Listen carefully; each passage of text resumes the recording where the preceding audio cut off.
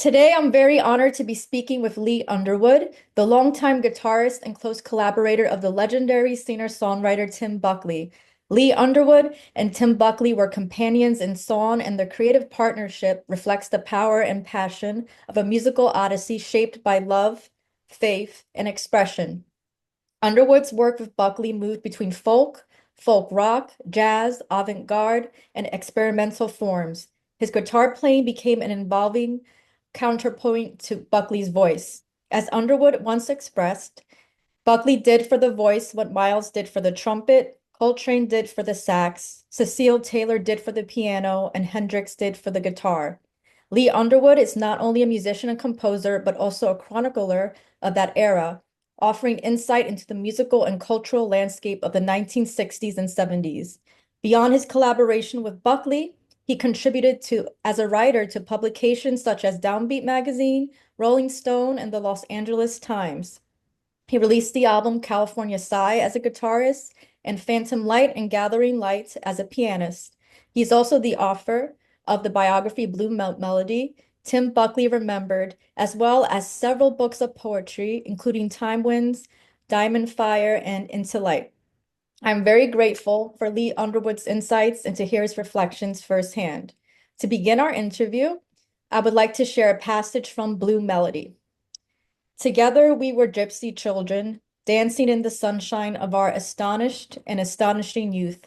The songs we sang with laughter, kisses, tears, and joy shall be remembered forever in our hearts. Listen closely. Those were the days, my friend. They remain with us forever. Eternal music singing inside memories, windsongs. Now, Mr. Underwood, let's go inside memories, windsongs. What is your very first musical memory from childhood, and how did your upbringing begin to shape your musical voice and guitar playing? What were you listening to as a child in your early years? Well, as a child, I was listening to Roy Rogers Mm. and the music that he played on his radio show. And I loved Roy Rogers. He was my hero as a kid. That was my initial heart heart song. Were your parents musicians? My father was a trombone player and a really good one. He played in big bands in college at the University of Colorado. So yeah, he was very much into music, which I appreciated. Although as a kid I was mostly into country music. You know, and so I listened to country music, which he didn't care for that much, because he was a jazz trombone player, which Wow. I later grew up to appreciate more and more as I began listening, expanding my listening capacities. That's amazing. What jazz artists were you inspired by? Oh my. Well, Mhm. the name that immediately comes to mind was Dave Brubeck. Yes. Dave Brubeck, man, I loved the way he'd get on that piano with both hands and just lay it out, man. He would start quietly and then build it and build it and build it over long tracks. Although so I was listening to Dave Brubeck and Paul Desmond. They had great meaning for me. It, it, as a teenager, I really got into jazz, and that was my opening uh, musician. And you and Tim shared a love for Miles Davis as well. Very much. I turned Tim on to Miles. Well, I can't say that because his mom was really into music too, and she was aware of all the musicians. So yeah, that's how I got into music. Was through my dad and his uh, influence. Yeah. That's incredible. How did that influence your guitar playing? Were you playing along to the jazz and country records growing up? Well, I didn't start on guitar until I was a full-grown man, Mhm. and then I was maybe 28, 29 when I started playing, and really got into the guitar. But at that point, it was mostly country music, blues, and that sort of thing. Um, and I stayed there for a long time and then began to expand myself, my guitar playing. And that moved me into all kinds of music, jazz, classical, everything from the moment that I was in all the way back through history. I became quite an aficionado, as it were, Mm. of music in general through my guitar playing. That's incredible. What was your first guitar? What was my first guitar? Mhm. Well, it's the guitar I have now. It's a Martin D28, and I've got a picture of it on the wall. Uh, I don't have the guitar anymore, but I do have the memory. Um, and that's about it because it lasted many, many years. And through those years, I went through all the evolution. And that evolution affected Tim as well as me because I passed that on to him. And he was already into learning. He'd ask question after question, and I would answer the best I could. And that was the help for him to evolve and to me to evolve my guitar playing. So I moved from folk and blues and all of that into various jazz music as well. At the time, I made my own acoustic guitar album in 1988. That's when I recorded it. California Sigh was the name of it. And it was originally released on a cassette tape, uh, but it was reissued in 2024 as a double LP on the Chicago's Drag City label, featuring Steve Roach and soprano saxophone Kevin Brahaney and Chad Smith. Uh, so then that was the full culmination of my musical history right there on the California side. Can you describe to us the first time you met Tim and what were your first impressions musically and personally? Well, the first time I saw Tim was at the Troubadour. I'd gone down. I was living in San Francisco at the time, and I had gone down to L.A. To audition to see if the guy would put me on stage. So I auditioned, and after I auditioned and it didn't work, the guy said, "Nope, can't do it." Uh, so I remembered seeing Timmy on stage as I left that evening. Just a little guy with scrawny hair. And he got up, and it was past midnight by then, and the place was nearly empty. And I heard him singing. I thought, wow, he's a really good singer. Then when I left San Francisco and went to New York, the first thing I did was check in with um, uh, an agent guy. And when I moved to New York, I had three guitars, and I had carried two of them, around my neck, strung to a rope under arm, and we'd carry the other one in hand. Mm. So uh, I had to.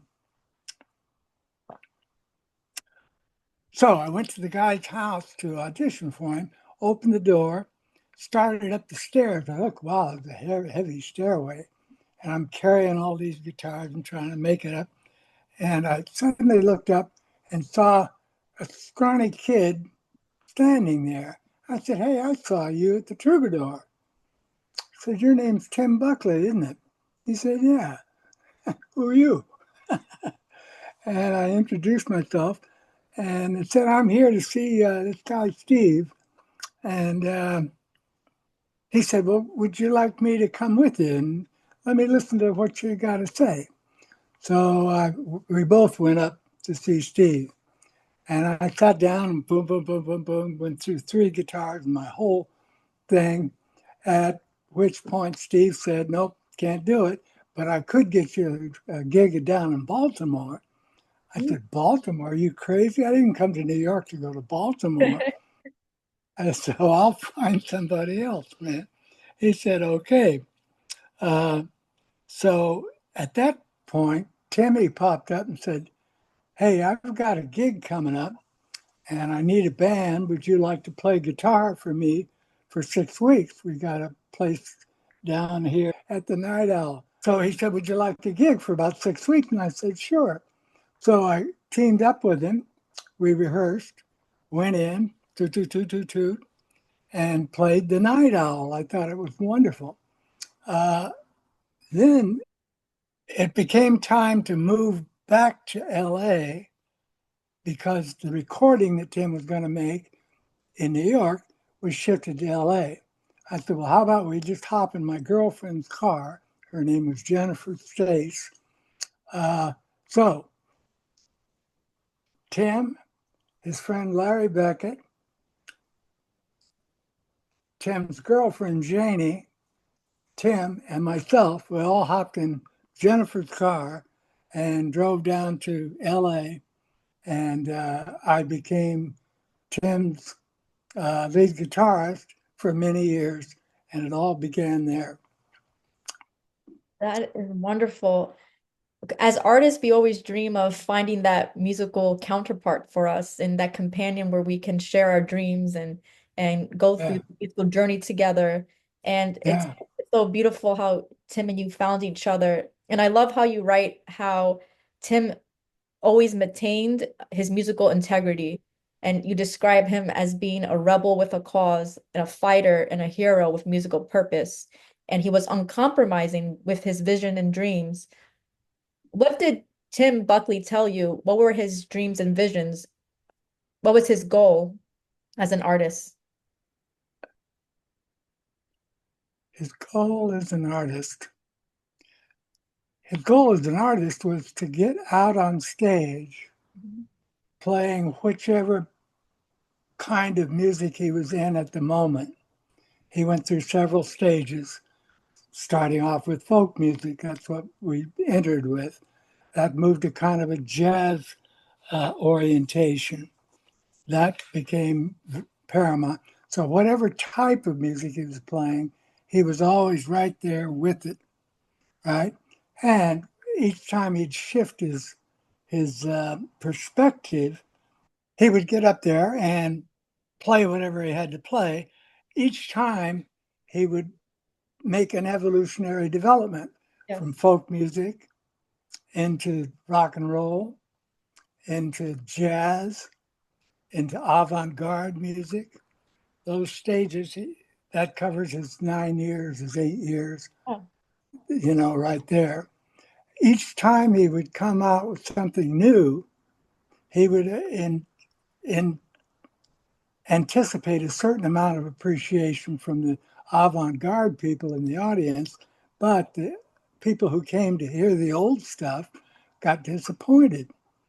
And he insisted on remaining himself on stage, no matter what the resistance might be, which when he got into the heavy stuff, the avant-garde stuff, it was a little difficult for him to reach the entirety of an audience. So yeah. there was a lot of kind of a scuffle between some people in the audience who wouldn't clap and others who would cheer him on, bravo, bravo. And he believed in entertainment, but not in copying the dance moves of, say, a Chuck Berry, right? He just came on, did his thing, and took whatever applause or abuse there was and continued being himself, which I appreciated. That's beautiful and admirable. I always admired that about him. And was it a conscious decision for him to uh choose a genre for each album, or just flowed that way naturally? Would he tell you, Lee, for this record, I want to go in more jazz direction? How did that creative process work between you two? He knew each step he was making, he knew sort of after the fact. He Okay. would follow the music, and then afterwards would come any explanations, right? So each time he made a significant move, he knew there was going to be resistance. When he left the commercial domain, he was listening to avant garde jazz. Cecil Taylor, John Coltrane, Eric Dolphy, Mm. uh, with Kathy Berberian, Polish composer Krzysztof Penderecki, Wow. French composer Oliver Messiaen. Uh, when Tim changed, his listening changed. When Wow. his listening changed, he stretched himself to the limit.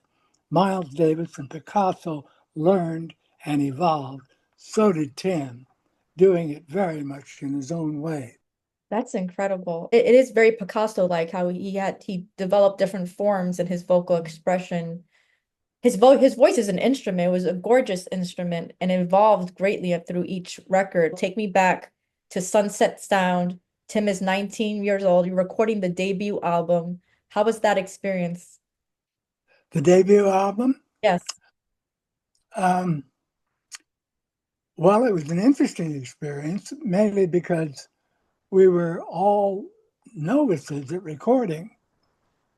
So we kind of had to learn how to listen and how to be quiet. And we had to follow the direction of whoever was the manager of the session. And Tim did that really well. They would tell him, well, you got to cut that line and sing it this way, or make it louder or softer. He would follow that kind of instruction. But otherwise, he would just do his thing each time out from the beginning to the end. What guitar did you play for those sessions? Well, I used my Martin guitar for the early section, but later I got into electric guitar. As a matter of fact, with Tim in New York initially, Tim said, "Let's go get you an electric guitar." So we went to one hock shop after another. Finally, found a guitar I liked, and I bought it. And I had to pay, I think, $200 for it, which was kind of nibbling because I came to New York with maybe $500 in my pocket, given to me by my dad, Mhm. right? And so $200 out of that, and having to pay for apartment Yeah. while I was there, was a bit of a strain. So nevertheless, I got into the electric guitar, and that started me off on the journey of how do you make this thing work? You just turn it up and whoa, whoa, whoa, whoa, whoa, whoa, whoa. Well, turn it up a little bit. Ah, okay, got it. So that's the way I learned. What amp did you use? Fender, Fender amp. I love a good old Fender amp. Yes. Yeah, right. It came up to about my knee. Wow. That's Yeah, incredible. And that's very interesting because I remember you say a story in your book that Tim, he couldn't play a bar chord because he broke his fingers in his freshman year of high school playing football as a quarterback. yeah. So how did that affect his playing style, and how did you uh approach that as a lead guitarist? Well, I noticed that he, when in the first position, he couldn't bar the chord, Hmm. right? Couldn't get the F chord. And so I said, "How come you can't get that?" And he said, "Well, I broke my finger playing football." I said, "Well, I can relate to that. I played football too, but I didn't break anything." Uh, he's so uh, he just said, "Well, so now I make it without having to bar the chord. He could just play parts of the chord, and that would get it." And so I had to accept that, you know, I mean, so what? Any way he could do it was the way it should be done. So that playing with a broken finger was quite something. Wow. And you also mentioned I grew up, I love blues music and 50s rock and roll. And Right. I love how you mentioned that you were a blues guy and Tim Yeah. taught you how to play in a more intimate and melodic sense. So Yeah. how was that transition? And what I'm curious, like what blues artists were you listening to? And because you mentioned you love the aggressiveness and the grit of blues music. And how was Yeah. that transition for you? Well, basically, it's a 12 bar structure. And that 12 bar structure was very appealing to me because it was an easy structure to memorize. So I became fluid in moving from chord to chord out of the first position into new positions for me up the board. And that's the way I began to teach myself how to play this strange monster guitar. You know, my God, there's so much to learn. And I would learn it, you know, as I needed it. And even as Tim was learning as he needed it, you know, so we kind of were moving along a similar line that way. Um,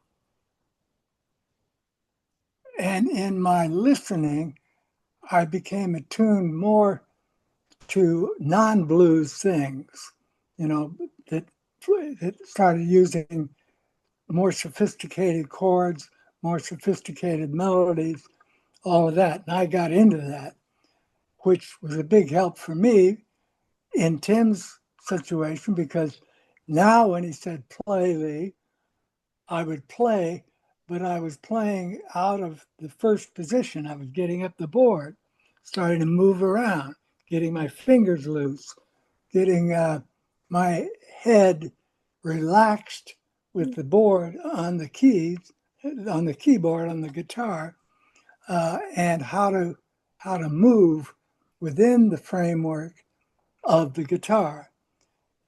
So that may sound strange, but that's the way it was. No, that makes sense because it expanded your mind that you got out of as guitarists, you get out of the pentatonic scale and then you learn more scales and new ways of listening and is more melodic. So that makes sense. Even though Yeah, we all love the pentatonic scale, it's good to expand your mind and develop different forms and train your ears to listen to different melodies and structures and harmonic tones.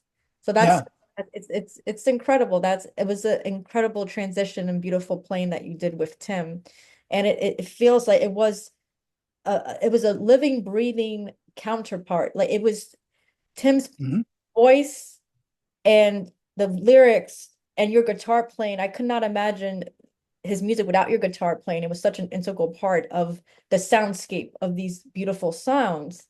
And mm, and there was also another person that played an important role, Larry Beckett, as a songwriter who mhm. influenced him a lot. And can you describe that relationship and how they wrote songs together? Would you all come together and work on songs as a trio? I never participated in the genesis of the song that Okay. Tim was writing, and to a large extent, Larry Beckett was a major influence on Tim from high school on. The two of them in high school used to hang out together, laughing and talking and kind of entertaining people, you know, clowning around, as it were, and becoming something of a hit song in high school. And when I met Tim and Larry, uh, I had no idea how close they were. Um, but as I got to know Larry and like him, I began to really respect him because he was one heck of a reader, a Mhm. great reader, man. He was expanding way beyond Tim's grasp of anything at the time. Uh, and he had a good sense of humor. I like that. and they hung out together for many years after high school. So Larry was a big part of Tim's growing up, as it were. Uh, Matter of fact, when he had a squabble with his father once, he had to leave the house and he went to Larry's. And Larry put him up in his house, living with his parents. So Larry was a good friend all the way through, and I liked him a lot. Although I eventually came to regard Larry's preoccupation with literal meaning Mm. to be somewhat oppressive. Mm. And so I kind of tended to set Larry aside. And then after a while, Larry went his own way uh, out of Tim's life, not out of his life, but just as a side person. And I became a kind of uh, a major mentor for Timmy. Larry was disposed of himself in the relationship. He just kind of dropped out of it for many years, then Mm. later came back. Meaning later in Tim's life, and remained a friend for until Tim died in 1975. Wow. Were there any books that Tim loved to read or that Larry showed him and he had a breakthrough and was really inspired lyrically by? I don't remember the names of the books that he read, but they were all interesting. Mm. Um, I found that to be Tim's way of educating himself. He would grab onto a book. I wish I could remember some of the names of them, uh, but he would really lose himself in it, and he would come away with different phrases that he could remember, and he would sort of dazzle people with long passages that he could recite, you know. So I loved that. That was part of his genius, when you're dealing with somebody whom you can legitimately call a genius, you really have to sort of step back a bit and be and welcome new ideas coming from genius, even though they may seem strange at first, and then suddenly they become completely relevant. And that's the way it was with Tim. He was a walking encyclopedia. You and Tim enjoyed reading the Spanish poet Lorca, who I also love. How did that album title come about, and how was that session? Because that was very different from Tim's folk and Yeah. folk folk rock music. How did that come about? That inspiration for that record? Well, I don't know how Tim got turned on to Lorca, Hmm. but he wrote it in 5/4 time. Hmm. Most songs are written in 4/4. People can dance to it easily. But Lorca was written in 5/4 time, which was something of an innovation in pop music. Nobody that I knew of had done that in pop music. Star Sailor was only the beginning of Tim's 3 years exploration of those avant-garde concepts. Um, yeah, I love yeah, I love Star Sailor. I feel the opening of Come Here Woman is so incredible. What an yeah, opening album, Come Here Woman. And yeah, also Maury Baker plays drums on that album as well. yeah. Maury Baker. How did you all meet each other? And how was that set? Well, Tim met Maury through me because I was in between gigs along the way, and I got a gig backing somebody from the Animals. Fellow from the Animals came, Oh, and he needed a group, and Maury was on drums, and I was on guitar, and we were there. and it was maybe a 3 week gig, just a pickup thing. But I found myself really blown away by Maury, not only his extraordinary drumming, which you're aware of, I assume, right? I mean, this guy could play drums like nobody I've heard, man. He was all over the place and always right on time. He was and had a great sense of humor. So he and I would sit and talk in the bleachers when we had a break in the meeting, and I grew to really like him a lot. He was smart. He had a lot of heart. He was a great listener and a great talker. Uh, I really came to enjoy him and his brouhaha a lot. He was a very wonderful guy. That's incredible. I love Maury's playing. That it was perfect for that album, and it's incredible. It must have been Yeah. electrifying just to record all together and just to be a part. I always with albums and music that I love, I always imagine what it would have been like to be in those sessions where the magic was created, and that was such a powerful session, and it's you and Tim just created such beautiful music as well as the other musicians that were part of these records. It was incredible. And there's something very interesting. Well, one of my I have a few Mm-hmm. favorites of Tim's albums. But in Happy Sad, Tim started to explore more elements of jazz.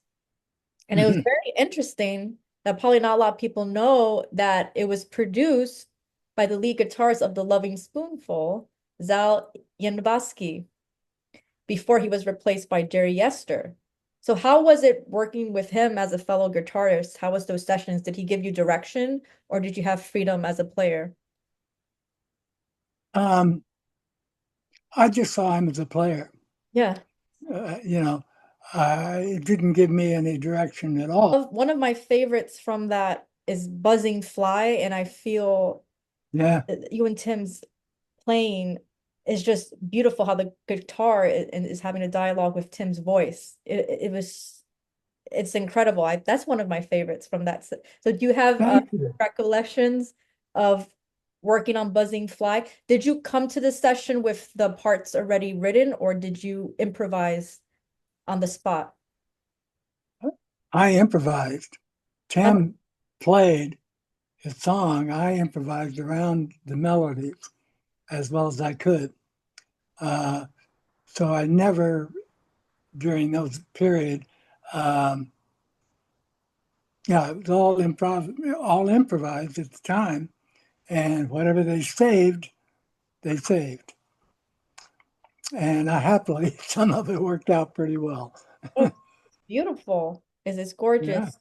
Were you thank you. were you listening to any particular music during that time or jazz guitarist that you really loved? Well, beginning with Dave Brubeck, Yes. where we started a while back, uh, I was into the notion of complete change from the beginning through the introduction into the mainstream of the song, into the body of it. I was into following the moment Mm, that was Tim's lead. yes. So he would sing and I would play in response to him more than anything else. In other words, I was a listener, which is a really good way to start. If you start by listening and then playing what you hear, and Mm, then moving from what you hear by virtue of what you listen to expands into who you are and it's original, right? So you move from the beginning, which would be the start of somebody's guitar solo, into the body of the song, into the body of mm, my music and Tim's music together throughout the song. That's kind of the way it worked, right?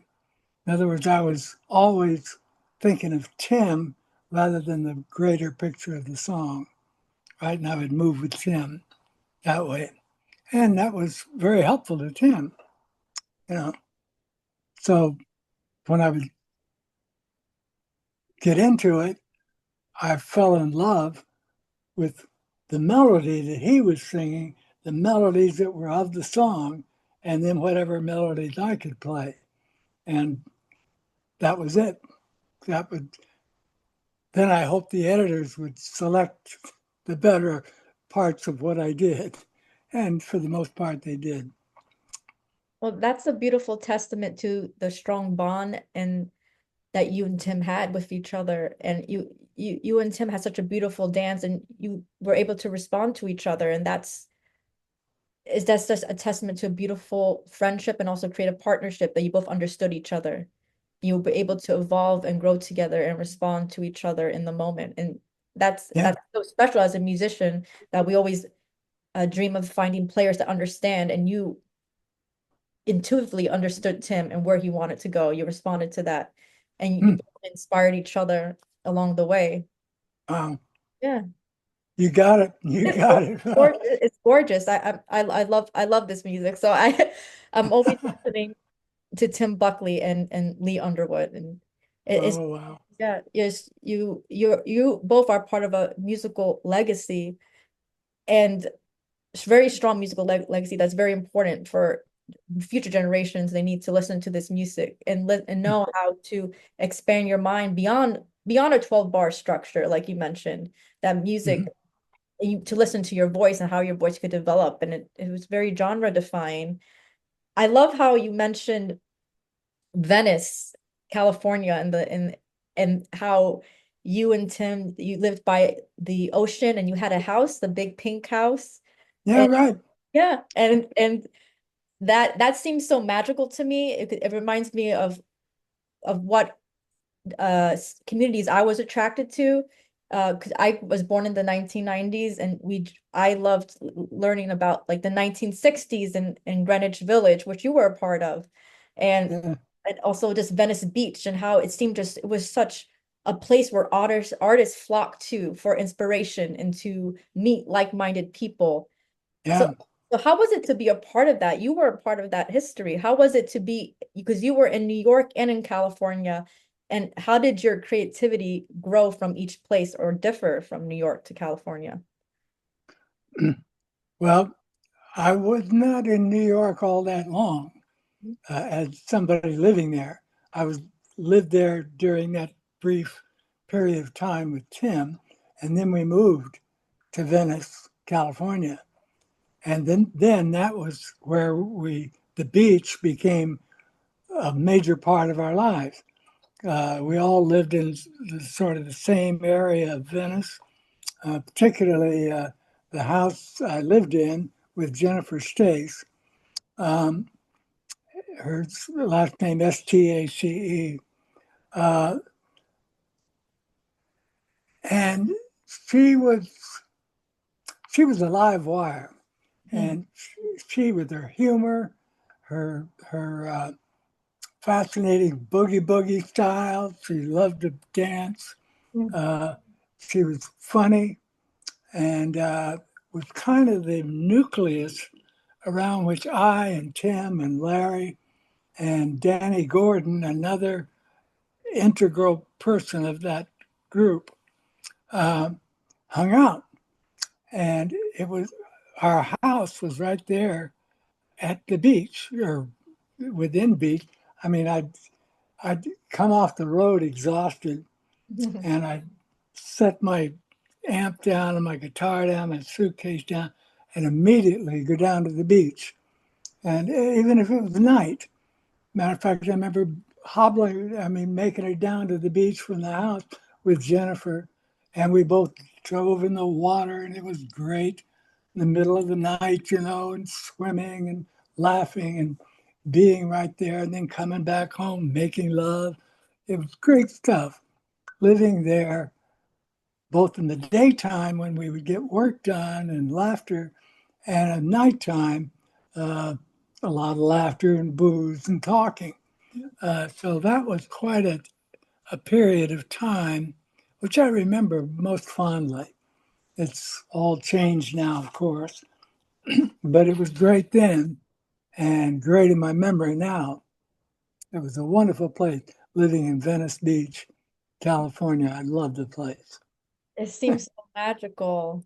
And I love to romanticize those eras. I love to just think about it and what it would have been like if I was there. And you feel such a pull to these, I call them the golden ages of music.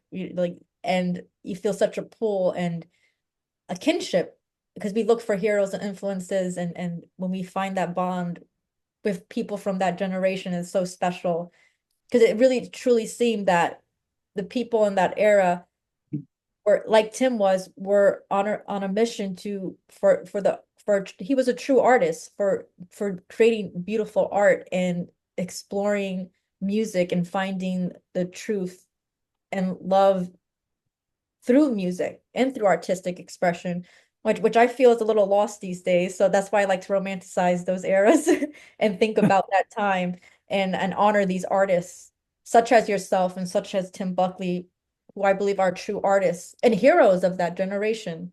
And Ah, yes, Tim Tim produced his albums Blue Afternoon and Star Sailor. How is yeah. that how was that experience with him as a producer? Was he different as a band leader than producer? How was that dynamic? Well, uh, basically, he would just go in and say, let's play. Okay. Yeah. And we would play. And then Tim would say, that's good. And set it aside. And then he would go into the studio afterwards and edit, do things with it. Um, and so he became a kind of a musician on the one hand, inwardly thinking, and then a director on the other, somebody in charge of the session.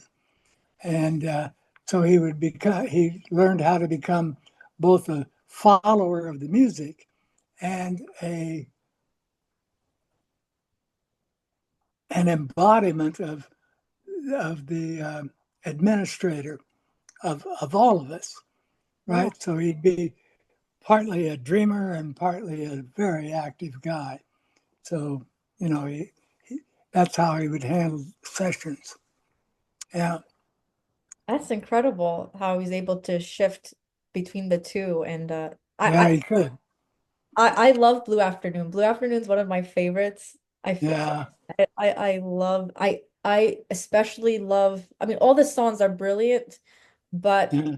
I really love the vocal heights that he reaches in the train. I thought that was such a powerful a way to end the album, the way his voice just expands throughout that song, Ah, how it reaches just such heights and different dynamics. yes, right. All his voice, it takes you through a journey through each. He could sing softly and loudly. It's just his vocal dynamics would play such an integral part to the story of the Yeah. song music. I'm always studying that and listening. I'm just amazed. First it comes from your heart emotion because it feels that he felt deeply as an artist. And with a Mhm. voice like that, you have to feel life deeply and be able to express it. And his voice was the vehicle for that. And I Yeah, love yeah. that. I love that album. Do you have a personal favorite album of Tim's? Song of the Siren Mm. come from. Anyway, Tim said he knew Michael Nesmith Mm. um, of the Monkees, Oh, okay. right? Huh? Yeah. And Mike came up to Tim and asked him to play on the last gig that they were going to do, Wow. right? And so Tim said, "Okay, I'll do it." And he came up. This was in 1968, and Tim taped "Song of the Siren," Wow. which I loved. Right, beautiful song. At the time, nobody particularly cared of it, and nothing happened to it. But in 1984, 9 years after Tim's demise in 1975, Elizabeth Fraser of Cocteau Twin recorded that song and it became something of a hit. At Dream Letter Live in London, uh, really makes it. Really makes it. That was quite something because Dream Letter flows in a relaxed, inspired fashion.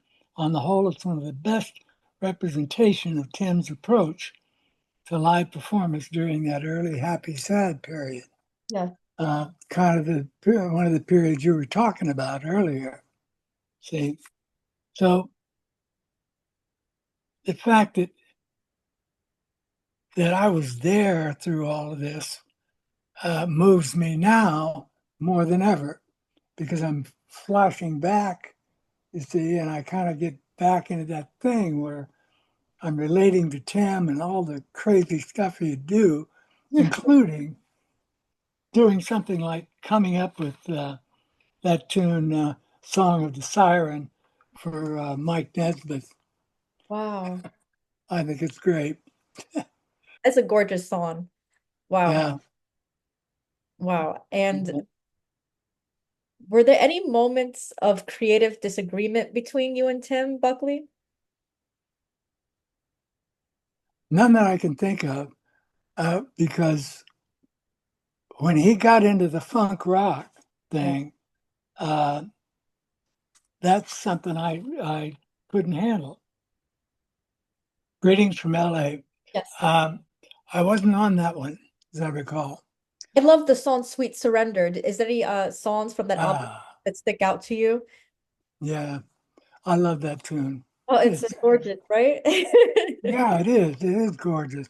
Sweet surrender. I Uh, mean, the guy could come up with tunes like that would just blow me away. You know, one day we were yada yada yada. Okay, see you later.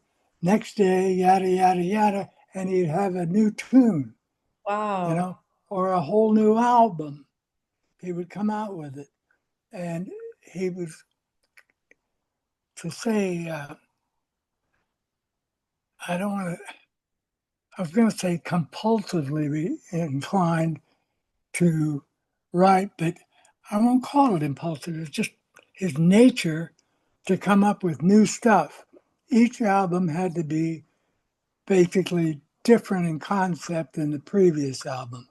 That was true for most of the way.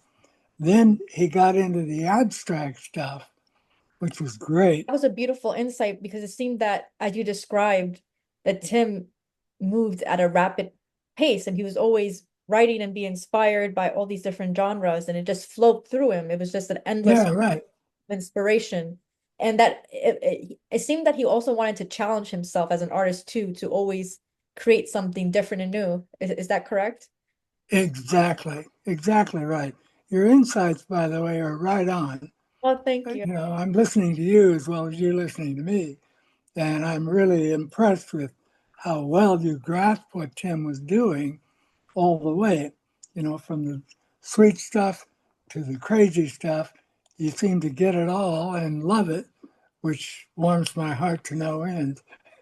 It's I feel deeply connected to the music and to also him as an artist and what he stood for as a visionary and that warms my heart too because I grew up listening to this music and to hear it from you personally it's a beautiful moment for me to, as well, and that's what I want Wonderful. is to honor this music. uh and people need to hear these stories and be aware of these incredible artists. And as you said, Tim was a rebel with a cause. Not, Yeah, not without a cause, with a cause. with the cause, He had a clear definitely. vision. He wasn't lost. He was very he knew what he wanted to do. He knew his purpose. And I also Yeah, love to read about that in the book that he knew what he wanted to do. This is what I wanted to do. This is what he knew he had a gift and he wanted to share it. exactly. Yeah. Exactly. You get it. Yeah, you've got it. Uh, well, it's a pleasure talking with you because you know, there are people who don't get it. You seem to get the whole spectrum. And that's the trick with Tim. See, most people start here, there, the other, but you've got the spectrum from the early days to the middle days to the later days. And that it's very smart of you, if I may say so. And I appreciate it, Of course, what I you're saying. I appreciate you, Lee. You're very important. Well, Yes. well, Mhm. I don't know that I'm important, but I did play a role in Tim's life, and I'm proud of that. As far as it went, I'm really proud of it. And then in the more abstract stuff, um, such as Dream Letter Live, one of the best representation of Tim's approach to live performance music. All of Buckley's jewels from the beginning to the end of his career, one might set sweet surrender because of you. Who could deny you, helpless, and look at the fool in the same golden crown as Pleasant Street? I never asked to be your mountain.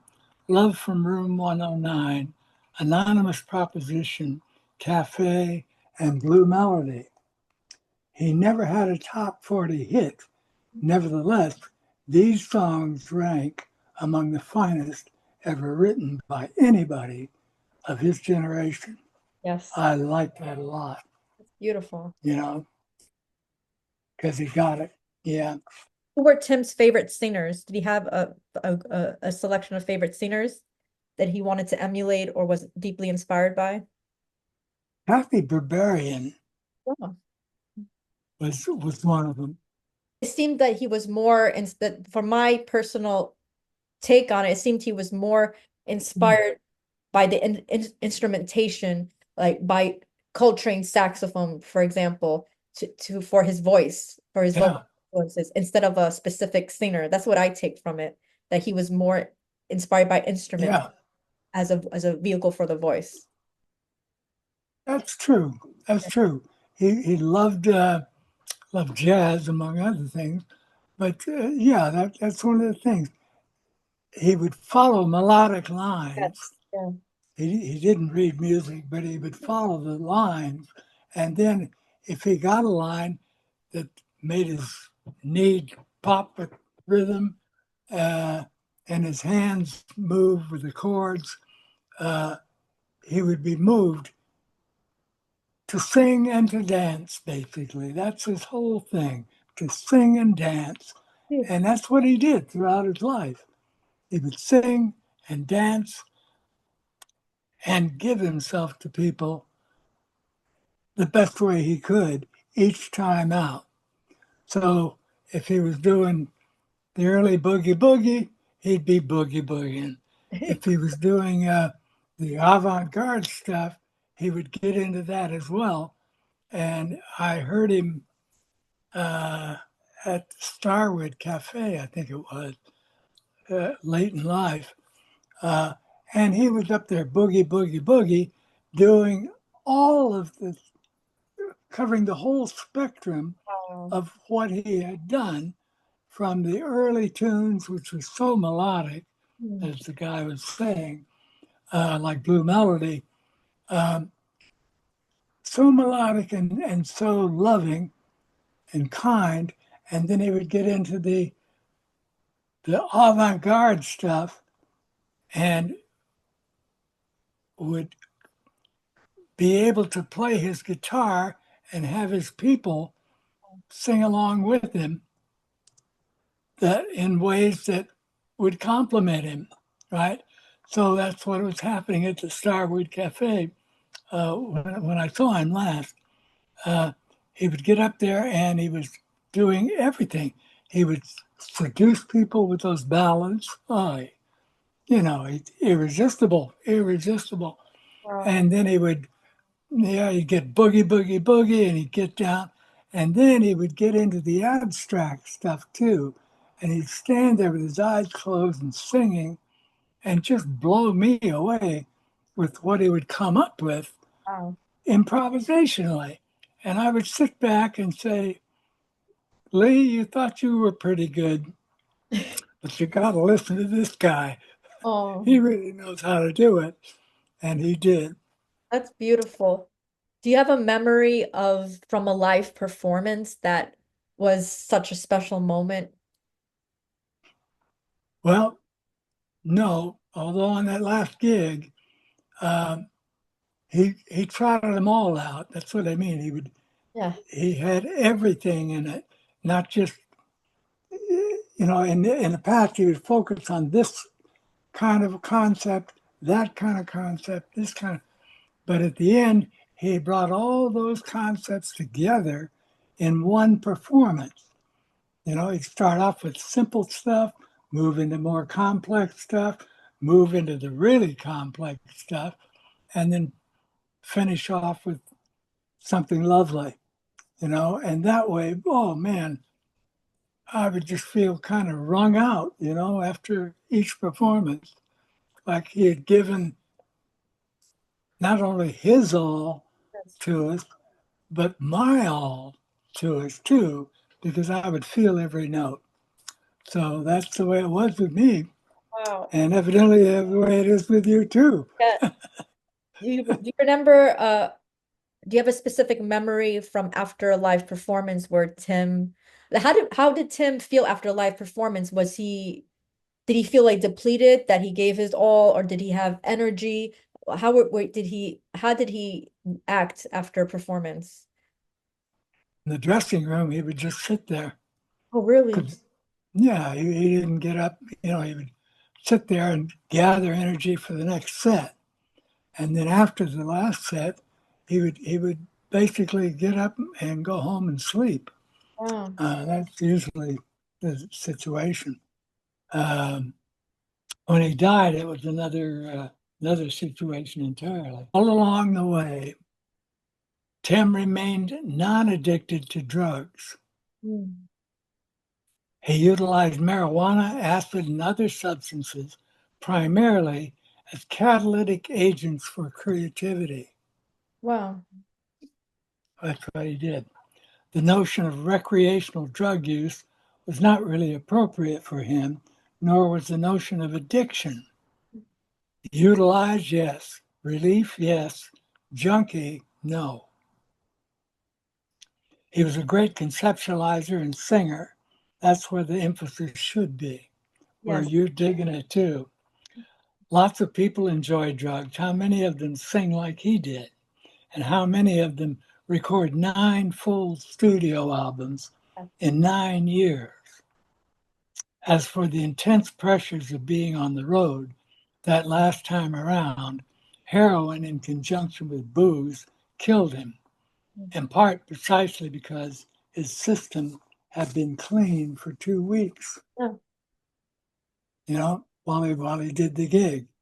And then he came home and went over to Richard's house. Richard, well, we called him Cool Richard. He went over to Richard's house and had a drink, a beer, and I don't know, it was beer. And Richard said, "Well, let's go down to the beach and listen to this guy that sings." So they took a little trip down to the beach and came back. And Buckley said, "How about a little snort?" Mm. So he took a little snort, and then it hit him. He'd had something like 3 beers on the plane Wow. and 2 beers as he left, as he went to Richard's house. And then he had another shot of whiskey. And then he took a couple of tokes. Wow. And then it hit him. Boom. And he started reeling and rocking. Richard said, "Let me get you home." So Richard took him home and laid him on the floor and talked with Judy for a little while and carried Tim back to bed. And then Judy hopped in bed with Timmy and was reading, and Tim was sleeping. And then suddenly she realized, my God, he's not breathing. Oh my gosh. Yeah. And she woke up and oh my God. And she called her next door neighbors, whom she realized, whom were people who drive around in the cars and go help people. I don't know what you call them. Uh, and he brought them in. They gathered Timmy up and took him to the hospital where he died. and that was it. Oh my gosh. Boom, boo-hoo. It was an overdose because he'd been straight for 2 weeks already Wow. to do the gig. Mhm. See, so we went from very straight, no booze, no nothing, no drugs, nothing. 2 weeks absolutely straight, which was his discipline. I admired him for that. But it was silly to get that smashed when he knew better. Mhm. But he got smashed anyway, and that did him in. Where were you when Um, you heard the news of his death? well, when I heard the news, where was I living then? Yeah, I was still in LA. Yeah. I think I was. Yeah, yeah, because I went over to Judy's house. Yeah, I was living in LA. I went over and I talked to Judy. Uh, so where was I when Timmy died? I was there uh, after the fact. And then I got into, Judy asked me to do the funeral. I did the funeral. I talked to people, and that was it. Wow. Um, didn't follow his own good wishes, his own understanding of what to do with drugs, because usually he was absolutely straight or absolutely stoned. This time he got absolutely stoned at the wrong time after having been straight for 2 weeks. What do you hope listeners understand or feel today when they return to Tim Buckley's music? Oh, I hope that they get into the whole gamut of what he Yeah. created because man, he created such a gallery of different styles, you Yes. know, of sweet folk music, of rock and roll stuff. He did it all. But he went from folk music through Miles Davis Yes. into funk music and rock and roll, Mhm. and got it all. So at the end, right when I was listening to him at the Starwood Cafe, uh, he was doing it all. He was playing it all, and you'd get this panoramic view if you listen to, uh, say, a full evening of him at that latter time. He was strutting his stuff Mhm. in each genre, from sweet folk music to blues, to jazz, into avant-garde music. He did it all and was busy high stepping it all the way. And I loved those last days at the Starwood Cafe. That was fun, and I loved it. That's As I incredible. loved him. I love how you call him Timmy. Was that in and did you call him Timmy on everyday basis? Well, Timmy, I think kind of all of it. That's very sweet. Um, yeah, he was always Timmy to me. You know, still is. Of You course. know, he's just a kid. That bond never goes away. It's forever with you. And Yeah, it's forever, forever with you. yeah. What advice do you have for artists today about staying true to one's path? I'd say Tim Buckley was a major illustrator of inner coherence all along the way. Whatever level of development he was at, he went into it fully. So from the early folk music style, he was into the folk music style. Into the blues style, he got into that.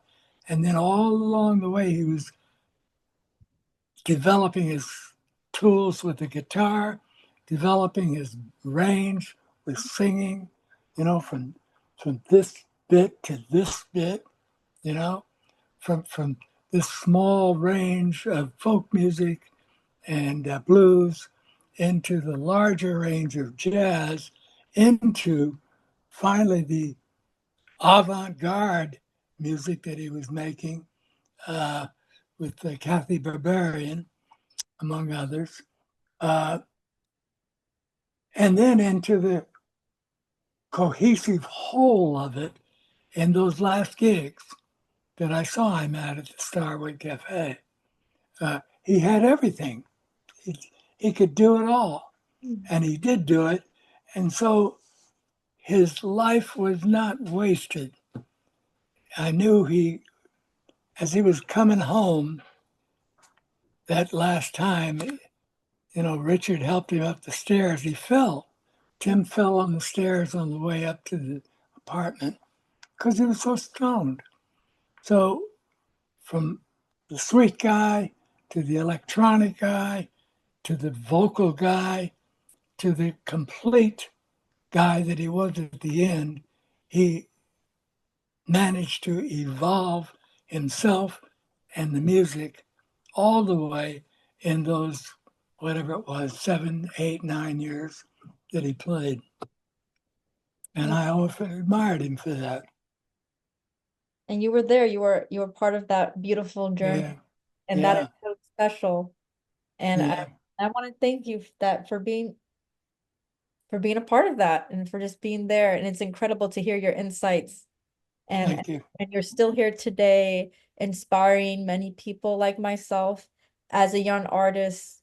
And it's beautiful when you follow your heart and to see where the music leads you. I think that's very important. That's what I love to do, is to follow my heart and see where it leads me.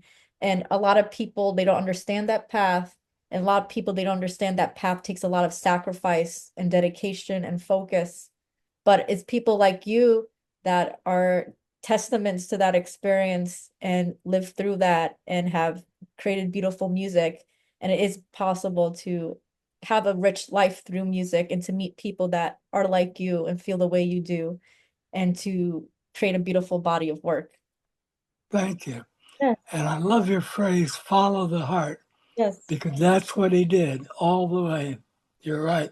I think that's the thing I would like to remember Tim by, is that he followed his heart as an artist, where a lot of people they don't listen to the inner calling of their heart, but he did it so beautifully. And Yeah.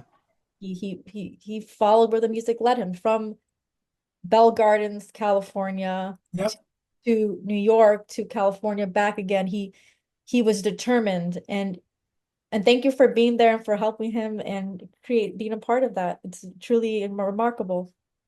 Thank you so much.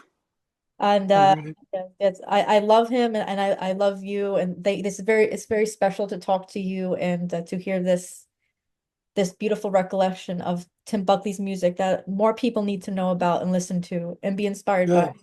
good. Mhm. Wonderful. Yes. Thank you so much.